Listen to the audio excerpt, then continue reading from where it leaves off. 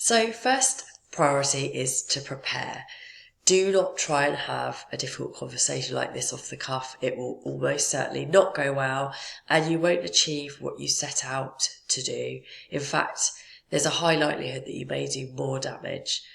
If you don't have sufficient time to prepare, we normally suggest around 20 minutes, then postpone the conversation. It's really not worth it. If you accidentally find yourself falling into this conversation, stop it and say to the individual, let's put some time in to talk about this properly, because otherwise someone's going to end up getting upset or angry or frustrated, and this is when things are said that we regret. So put aside 20 minutes and do this preparation. I'm going to take you through the step-by-step process of what you need to prepare so that you have got a very clear structure, which will give you far more confidence in broaching this conversation. So get your pen and paper ready. The first thing to think about is begin with the end in mind. So what is it that you want to achieve from this conversation? Think about this and write it down. What's the outcome of a great conversation? What would be a really good outcome for you? What is it that you want that person to do differently? So take a few minutes to reflect. Think about the things that have frustrated you and what is it that you want to be different in future.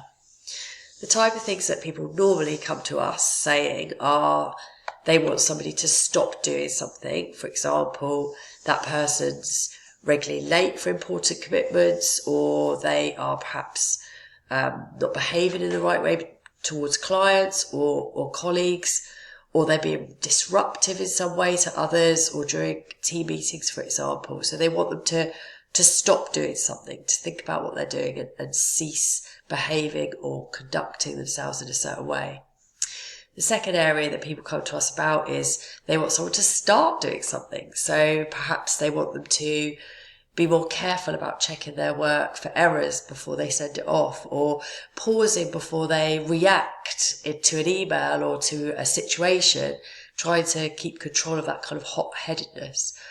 Or perhaps reading communications before they respond to it, so that to make sure that they respond to everything in the communication, not just perhaps picking one or two actions and only doing half a job. Or perhaps using a checklist or a defined process that you've laid out in your business that they're not really following fully. So it's beginning to do something. You want them to start acting in a certain way or in behaving in a certain way. The last area that people come to us about is something more to do with the relationship. So the relationship with the manager, perhaps you want that relationship to improve, or you want them to shout out for help when they need it. Perhaps you can see they're struggling on their own, but they're just not coming forward. Or perhaps you can see if they're working from home that they're struggling with things in their personal life or feelings that they have or their mental health, and they're not really talking to you about it. So you want the relationship to improve in some way. You want them to be perhaps more proactive to bringing challenges to your one-to-ones. So think about what is it in your situation that you're dealing with, which one of those, or is it something similar to those things? What would good look like for the outcome of this conversation, and write it down. It's so important to write it down so you start to get clarity in your own mind. Once you've done that and you know the outcome that you're looking for, you might want to think about how do you want the person to feel afterwards. So do you want them to feel perhaps that they've got a better awareness of the challenge that you're perceiving that they have, either with their behaviour or with their conduct? Do you want them to feel hopeful? Or do you want them to come out of the meeting feeling that they've been listened to but respected, that they've got some clear guidance for going forward, or maybe even thankful for you having brought the thing to their attention? So have a think about how do you want them to feel, and write that down as well. The second area that I want you to think about from a preparation point of view is the logistics of the meeting. So where are you going to hold the meeting? Are you intending to hold it online, or are you going to meet them in person? This is quite important because it will get it clear in your head how you're going to approach the meeting, but also it will give you a steer on, are you going to be giving them notice of the meeting? Are you sending an invitation with a link to join online? Or are you going to be going up to them on the day and tapping them on the shoulder, because that will dictate how you open the meeting. So we need to think about this. So decide, there are pros and cons to doing it online. My preference for this type of conversation would be try and do it in person, but if you've got a remote worker, clearly that's not possible. Your whole relationship is probably conducted online, so that's absolutely fine. You may also want to do this in the very near future, and if you've got a diary of back-to-back meetings and the next time you can see them in person is for a few weeks, then absolutely better to do it online. So have a think about where you're going to hold the meeting, and if it is online, or even if it's in person, are you going to give notice of them beforehand? And again, I would suggest, regardless of whether it's online or in person, I would try and give them a heads up that it's not a normal meeting. So if you're doing this in lieu of perhaps a regular one-to-one, I would say to them, I've got something particularly that I want to talk to you about in this meeting and get your feedback. I would give them a heads up that it's not solely the normal one-to-one. You could do that via a message, or you could just, as you pass them in the corridor earlier that day, you could say, oh, by the way, I've got a few things I want to chat to you about in our one-to-one, if that's okay.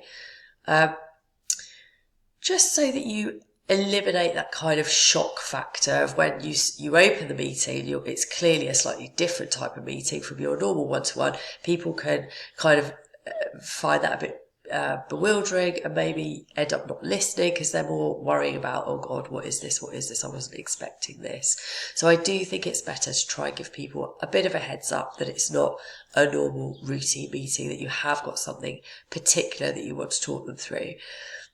If it is in person, I would think about where are you going to hold the meeting? Are other people going to be around? Just bear in mind that this person might feel upset afterwards, or you don't want people to be able to see them, perhaps through a meeting room that's got clear glass. So think about what time of day you're going to do it, perhaps when there's less people around, or perhaps at the end of the day when they could go home afterwards. I wouldn't do it last thing on a Friday. You don't really want them stewing on this information all weekend. Maybe do it on a weekday where you might see them the next day and you can have a follow-up meeting if they've got any questions or concerns. So just have a think about that as well. What time of day you're going to do it, whether it's notice or no notice. Presumably this is a one-to-one meeting, and I would really advocate that this is the manager holding a meeting with an employee. It's not a third party present. There's not an HR person doing it, or, as soon as you've got a 2-on-1, it changes the dynamic. So I would suggest that you have a one-to-one meeting and it is between the manager and the employee. And lastly, keep a note of what you decide on all of these things. As you're preparing this, keep a record of your decision making, why you've decided that it's better online. It's just good practice to keep a note. So that's your prepare section. It shouldn't take you too long, maybe about 20 minutes, as I say, but invaluable in making sure that this conversation goes the way that you want it to.